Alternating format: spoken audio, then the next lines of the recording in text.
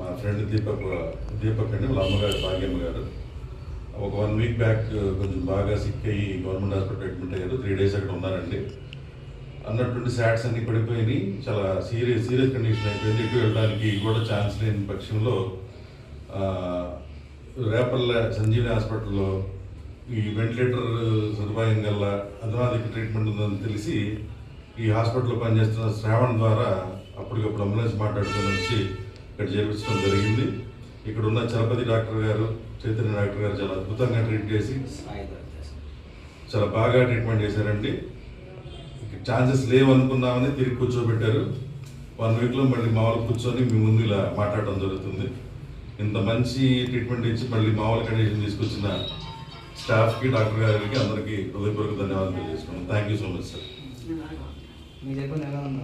మీరు కూడా ఒకసారి చెప్తారా గారు? చెప్పండి. గవర్నమెంట్ హాస్పిటల్కి వెళ్ళానండి. గవర్నమెంట్ హాస్పిటల్కి వెళ్తే 3 days అసలు అక్కడ ఉండడానికి ఏమి నాకు ఫెసిలిటీస్ సరిగ్గా లేవు.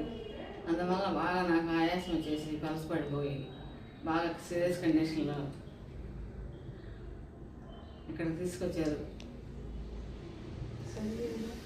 సంజీవని హాస్పిటల్. కానీ డాక్టర్ గారు బాగా చూశారు. 2 డాక్టర్స్ అసలు నన్ను ప్రాణం చనిపోయేదాన్ని కాపు బతికిచ్చారు.